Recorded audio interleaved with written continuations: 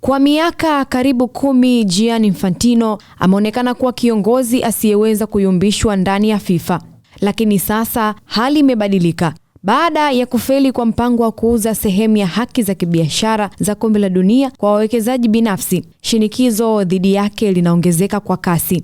Wallace imekuwa shirikisho la kwanza la taifa kutangaza rasmi kuondoa uungwaji mkono wake kwa Infantino kuelekea uchaguzi wa urais wa FIFA wa mwaka 2027. Shirikisho la soka la Wallace FAW limetangaza rasmi kuwa halitamuunga mkono Gianni Infantino katika uchaguzi wa rais wa FIFA wa kipindi cha mwaka 2027 hadi mwaka 2031. Hatua hiyo imekuja siku chache baada ya FIFA kusitisha mpango wake wa kutafuta hadi dola bilioni 4.2 kutoka kwa wawekezaji binafsi kwa kuuza takriban 20% ya hisa katika taasisi mpya iliyokuwa isimamie haki za kibiashara za mashindano makubwa ikiwemo kombe la dunia. Mpango huo ulizua upinzani mkubwa kutoka kwa wadau wa soka duniani, hususan mashirikisho ya bara la Ulaya na Amerika Kaskazini, na hatimaye FIFA ilitangaza kuwa hautaendelea. Katika taarifa yake rasmi, FAW ilisema imepoteza imani kwa Infantino kutokana na kile alichokiita kushindwa kwa utawala bora, uongozi, maadili, usimamizi wa wadau, mawasiliano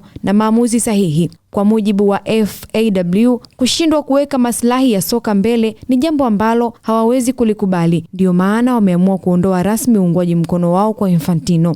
Hatua ya Wallace ni ya kihistoria kwa sababu ndiyo shirikisho la kwanza la kitaifa kutangaza waziwazi msimamo huo tangu mgogoro wa mpango wa uwekezaji ulipoanza. Wakati huo huo, shinikizo dhidi ya Infantino linaendelea kuongezeka. Mashirikisho makubwa ya soka la Ulaya, UEFA pamoja na CONCACAF tayari yamesema amepoteza imani na uongozi wake kufuatia namna mpango huo ulivyoshughulikiwa.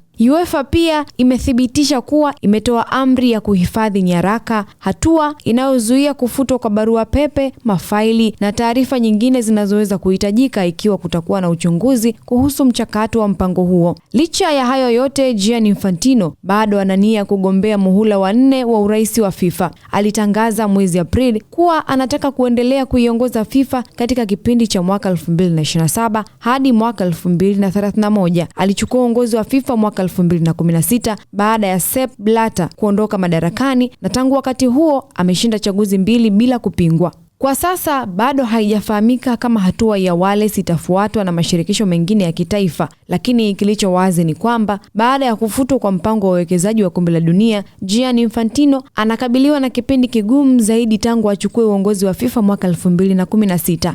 Je, ataweza kurejesha imani ya wanachama wa FIFA na kushinda muhula mwingine? Au huu ndio mwanzo wa changamoto kubwa zitakazobadili uongozi wa soka la dunia? Hii ni AyoTV Sports. Mimi ni Gladness Joseph.